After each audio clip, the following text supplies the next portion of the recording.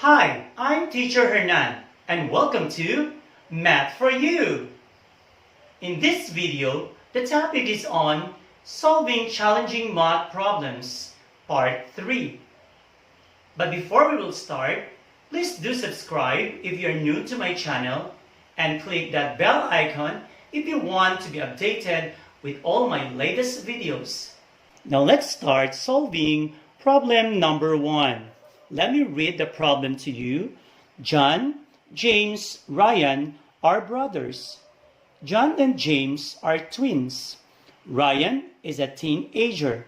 If the product of their ages is 735 years, how many years old is Ryan? Let's take note that John and James are twins. Again, John, James are twins. Then Ryan is a teenager. When we talk of ages of teenagers, it must be 13, 14, 15, 16, 17, 18, or 19. Now, for us to solve this problem, you simply get the prime factorization of 735. So let's get the prime factorization of 735.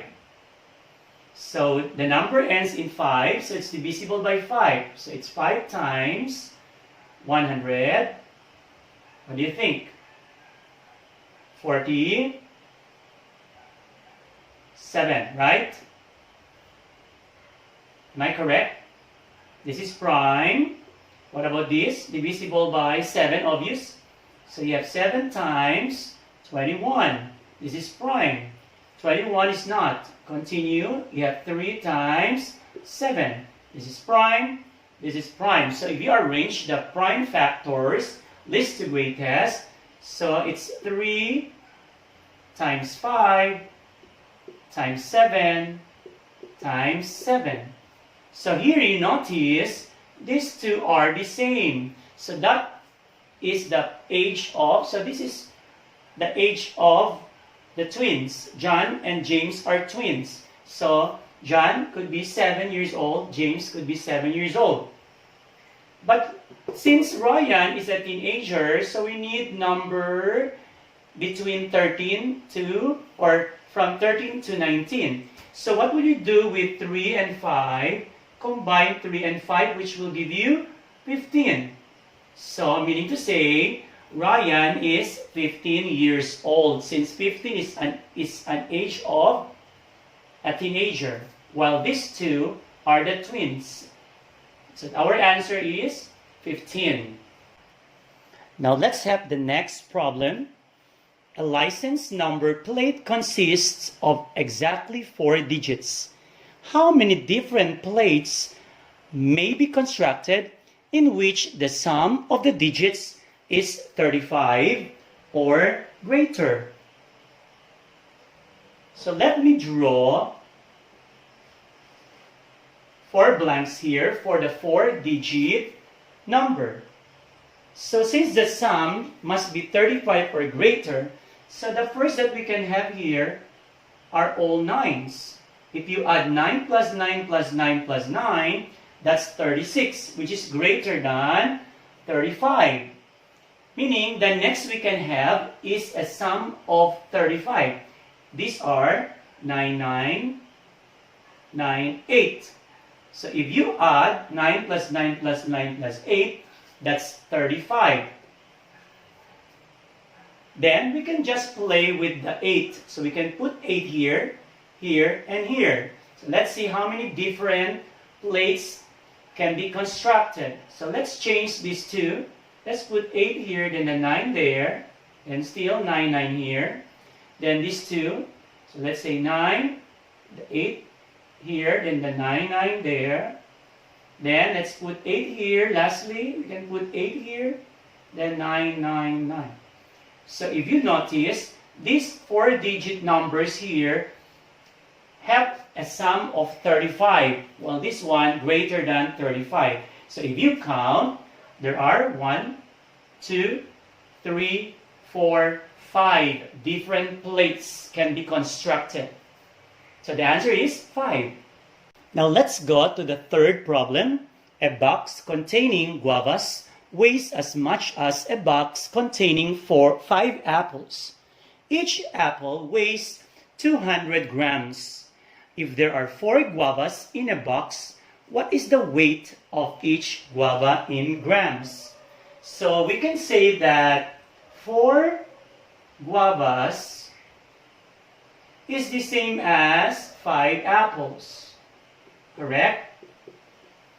Now, each apple weighs 200 grams. So the 5 apples times 200 grams.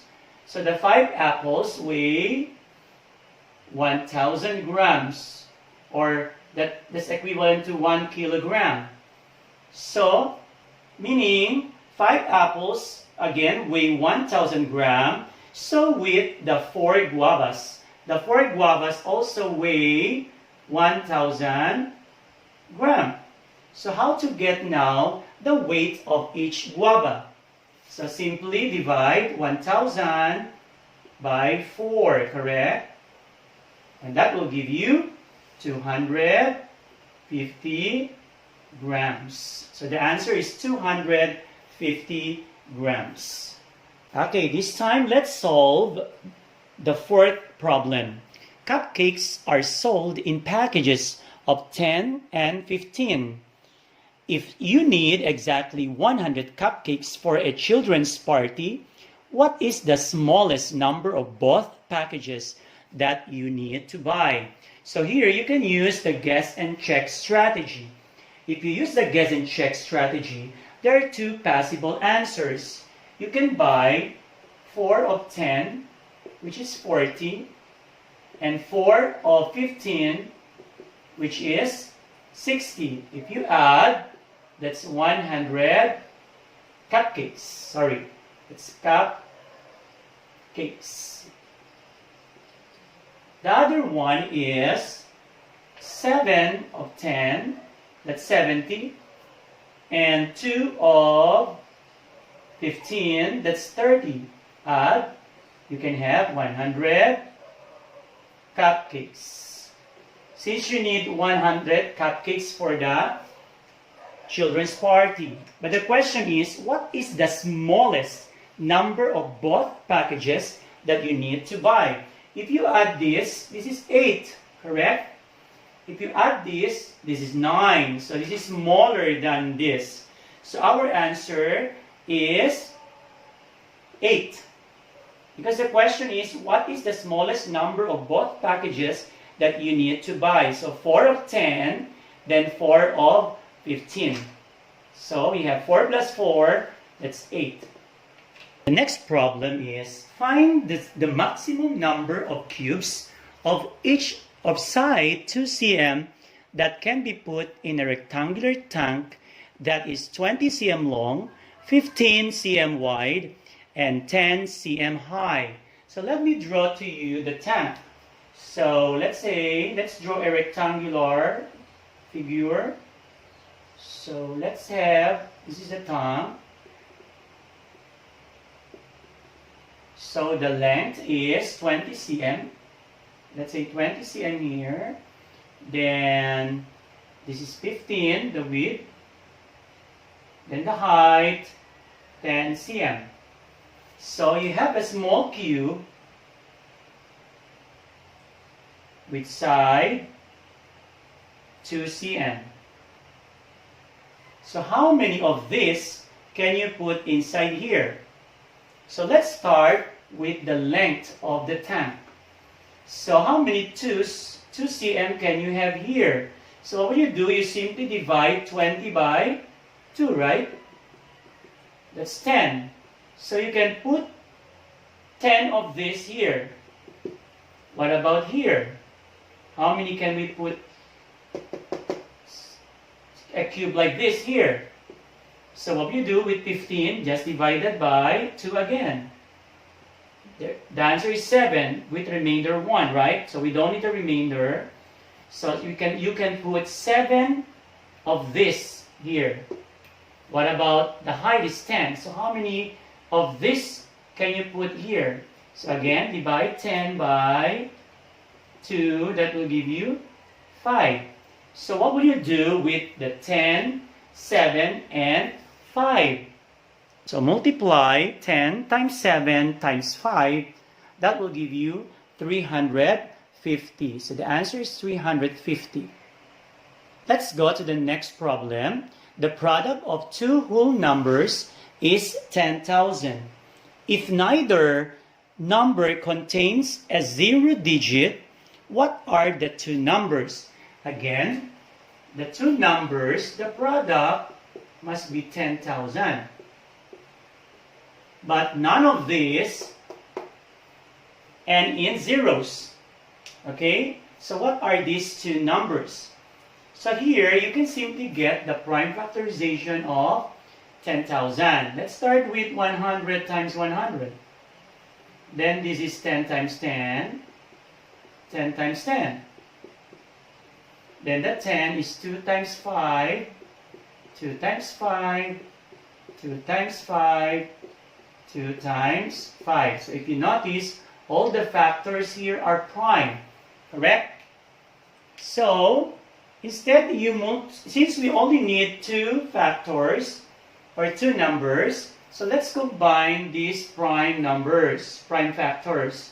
So be sure, do not combine 2 and 5, because they will give you number that ends in zeros. So what will you do? Let's get all the 2's first. So you have 2 times 2 times 2 times 2. That will give you 16.